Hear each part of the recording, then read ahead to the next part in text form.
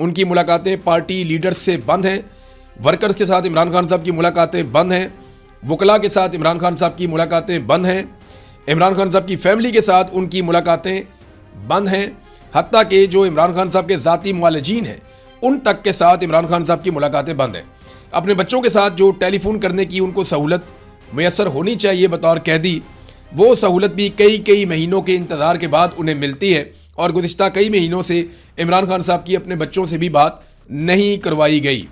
कई दिन तक बार बार इमरान खान साहब को काल कोठरी में डाल दिया गया, यानी उन्हें बंद कर दिया गया। और कई दिन तक वो शिकायत करते हैं कि उन्हें बाहर नहीं आने दिया गया, बल्कि कुंडी लगा के ताला लगा के अंदर बंद किया गया। और जो बाहर का खुला एरिया है या खुला आसमान है वहाँ पे नहीं आने दिया गया।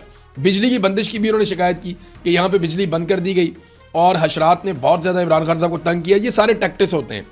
फिर एक और चीज़ मैं आपको बताता हूँ कि इमरान खान साहब के पास बतौर कैदी जब कोई साबिक वज़ीर आज़म पकड़ा जाता है तो उसको बहुत सारी सहूलियात होती हैं।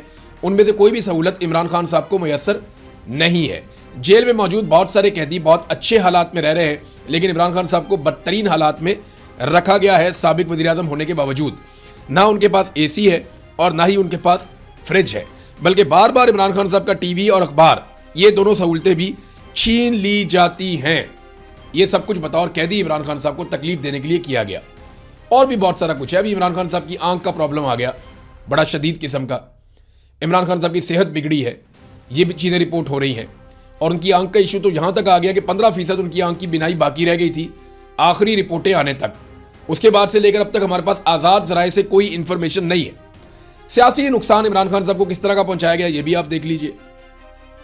इमरान खान साहब की पार्टी तोड़ दी गई, जबरी गुमशुदगियाँ की गई इनकी पार्टी के लोगों की। और ये सियासी लोग थे तो फ़ौज ने उठा के इनके बंदे गायब करना शुरू कर दिए एजेंसियों ने। पाकिस्तान तहरीक इंसाफ के रहनुमाओं को बेगुनाह जेलों में डाला गया। अभी भी 4000 के करीब लोग इनके जेलों में, जिनमें बड़े लोग जो हैं वो यास्मीन राशिद साहिबा हैं, एजाज चौधरी साहब हैं, उसमें मियाँ महमूद रशीद साहब हैं, उमर चीमा साहब हैं, सनम जावेद हैं, आलिया हमज़ा हैं और बहुत सारे लोग हैं इस तरह जेलों के अंदर अभी भी बंद हैं। हज़ारों कारकुनों को बार बार गिरफ्तार किया गया पाकिस्तान तहरीक इंसाफ के। कई कारकुनों की अलग अलग वाक़यात में शहादतें भी हुई हैं, यानी 9 मई के वाक़यात हैं, 26 नवंबर के वाक़यात हैं। इसके अलावा दीगर वाक़यात में पाकिस्तान तहरीक इंसाफ के कारकुनान को कत्ल किया गया है। इंतखाबी निशान पाकिस्तान तहरीक इंसाफ का छीन लिया गया और ये कारनामा काजी फ़ायज़ ईसा के ज़रिए करवाया गया।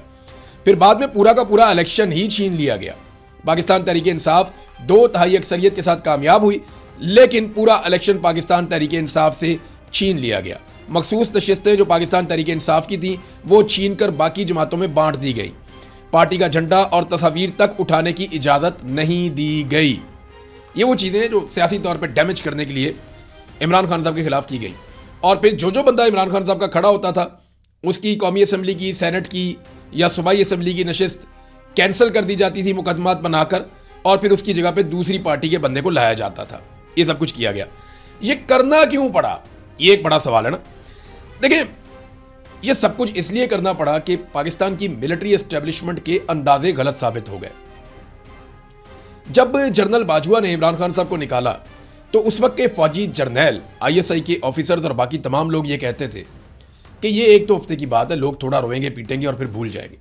लेकिन इमरान खान साहब ने और पाकिस्तान तहरीक इंसाफ ने और पाकिस्तानियों ने पाकिस्तान की मिलिट्री एस्टेब्लिशमेंट को मुसीबत डाल दी। फिर आसिम मुनीर साहब आ गए। अब जब इमरान खान साहब को गिरफ्तार किया और उसके बाद इतना सारा जुल्म इमरान खान साहब पे हुआ तो ये क्यों करना पड़ा।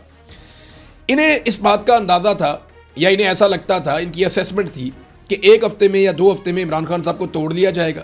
फिर रोते हुए इमरान खान साहब एक प्रेस कॉन्फ्रेंस करेंगे और वो ये कहेंगे, जनाब मैं माफ़ी चाहता हूँ पूरी कौम से, मैं माफ़ी चाहता हूँ पाकिस्तान की फ़ौज से, पाक फ़ौज जिंदाबाद, आसिम मुनीर जिंदाबाद। तो इस किस्म के नारे उन्हें लगता था कि जनाब इमरान खान साहब लगाएंगे। और ये दावे किए गए थे बाकायदा कि इमरान खान साहब नशे के आदी हैं, जनाब जब इनको नशा नहीं मिलेगा तो ये करेंगे तो वो करेंगे, ऐसा हो जाएगा। ये सब दावे पाकिस्तान की फ़ौज और उनके ऑफिसर्स कर रहे थे, अपने सियासतदानों के जरिए करवा भी रहे थे। लेकिन ये अंदाजे गलत साबित हुए। जो लोग इमरान खान को तोड़ना चाहते थे वो जालिम सियासी जर्नैल, इमरान खान साहब ने उनका गरूर ही तोड़ दिया।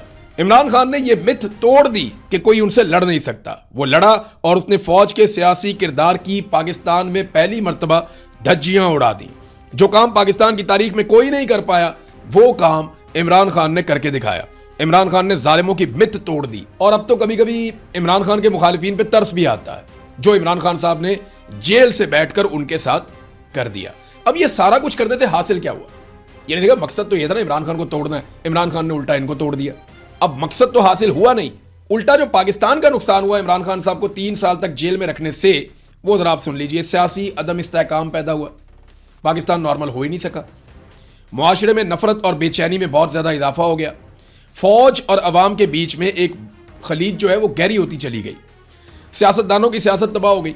यानी नवाज शरीफ को ले लें, जरदारी को ले लें, फजलुर रहमान को ले लें, ANP को ले लें, सब एक दूसरे को गालियां देते हैं। अब सारे चिड़चिड़े हुए हैं, सबकी सियासत तबाह हो गई, सबकी सियासत खत्म हो गई, अवाम अब किसी की बात ही नहीं सुनती। ये इन सब के साथ हुआ, फौज के साथ भी हुआ क्योंकि जर्नैल ये हरकतें कर रहे थे, और सियासी जमातों के साथ ये हुआ क्योंकि उनके कायदीन साथ मिले हुए थे। मुल्क की मईशत का भट्टा बैठ गया पूरी तरह से, दहशतगर्दी में पाकिस्तान में कई गुना इजाफा हो गया, अवामी उमंगों के खिलाफ फॉरेन पॉलिसी इन्होंने बनानी शुरू कर दी। यानी अब पाकिस्तान में लोग बात नहीं मान रहे, तो बड़े बड़े आकाओं को खुश रखना पड़ा कि इमरान खान को जेल में रखना है, तो अमेरिका को, यूरोप को, बाकी ममालिक को, अरब ममालिक को जो कहते हैं वैसे ही उनकी बात मानो। सरमायाकारी पाकिस्तान में लगभग खत्म हो गई, मल्टीनेशनल कंपनियां पाकिस्तान में दर्जनों की तादाद में भाग गई, महंगाई में कई गुना इजाफा हो गया, गुर्बत और बेरोजगारी में इजाफा हो गया, अवामी मनसूबे जितने भी थे बड़े बड़े वो सारे के सारे बंद हो गए। पाकिस्तान से बड़े पैमाने पे नौजवान मुल्क छोड़कर भागने लगे, और इतना बड़ा ब्रेन ड्रेन पाकिस्तान से तारीख में कभी नहीं हुआ जितना बड़ा इन 4 सालों के अंदर हुआ। इंसानी हकूक की बदतरीन पामालियां की गई, पाकिस्तान की पूरी दुनिया में इन पामालियों की वजह से बदनामी हुई, अदलिया और पार्लियामान समेत मीडिया और बहुत सारे और शोबों को यरगमाल बना लिया गया, आइन का हुलिया मुकम्मल तौर पर तबाह कर दिया गया। ये वो सारी चीज़ें हैं जो पाकिस्तान को मिली इस जिद के नतीजे में कि इमरान खान को जेल में रखना है। और याद रखिएगा, ये तो अभी एक शुरुआत है, आप आगे देखते जाइएगा। ये जो आग लगाई है इमरान खान की मुखालफत में और जिद में बुग़्ज़ से भरे हुए चंद लोगों ने, वो आग पाकिस्तान को और कितना नुकसान पहुंचाती है। नाज़रीन, अब बड़ा सवाल ये है कि क्या आसिम मुनीर इमरान खान साहब को रिहा होने देंगे? तो जवाब ये है कि फिर मैं आपको बताऊं कि इमरान खान किसी अदालत के कैदी नहीं है। इमरान खान कानूनी नुक्ता नज़र से जेल में अगर बंद होते तो अब तक रिहा हो जाते, उनके वकील केस लड़ लेते, लेकिन यहाँ पे तो पूरी की पूरी अदालतें तब्दील कर दी गई हैं। तो इमरान खान साहब कहती हैं आसिम मुनीर के, और आसिम मुनीर इमरान खान साहब को कभी भी रिहा नहीं होने देंगे। ये बात मेरी आप याद रखिएगा और पल्ले बांध लीजिए कि आसिम मुनीर इमरान खान को कभी नहीं छोड़ेगा। अगर छुड़वाना है तो छुड़वाना पड़ेगा। ऐसा नहीं होगा कि वो प्लेट में रख के इमरान खान वापस कौम के हवाले कर दें, ऐसा नहीं होगा। पाकिस्तानियों को ये जिम्मेदारी उठानी पड़ेगी, क्योंकि इमरान खान अपनी ज़ात के लिए नहीं, पाकिस्तानियों के लिए जेल काट रहा है। वो अकेला पूरे पाकिस्तान की जंग लड़ रहा है, इस उम्मीद पर कि एक दिन पाकिस्तानी ज़रूर आएंगे और उसके साथ मिलकर लड़ेंगे। बस वही दिन होगा जब पाकिस्तानी अपनी हकीकी आज़ादी हासिल कर लेंगे। मैं इस वीलॉग के आखिर में पाकिस्तानियों को सिर्फ एक बात कहना चाहता हूँ कि आपके पास बहुत ज़्यादा वक्त नहीं है। कल पछताने से बेहतर है कि आज निकलो, अपने हक के लिए लड़ो, जमहूरियत और इंसानी हुकूक के लिए, अपनी और अपने बच्चों की आज़ादी के लिए एक साथ मिलकर लड़ो, वरना बारी बारी सबकी बारी। वो अकेला शख्स मुल्क में मुसल्लत माफिया से अकेला लड़ने का वादा पूरा कर रहा है। इमरान खान ने कहा था कि मैं अगर अकेला भी रह गया तो मैं इनसे लड़ूंगा, मैं अपने खून के आखिरी कतरे और अपनी आखिरी सांस तक इनसे लड़ूंगा। और इमरान खान लड़ा है, और क्या खूब लड़ा है, पूरे जी जान से लड़ा है। याद रखिएगा, वो अकेला लड़ तो सकता है मगर अकेला जीत नहीं सकता। जीतने के लिए सबको लड़ना होगा। अब तक के लिए इतना ही, अपना ख्याल रखिएगा। अल्लाह हाफ़िज़।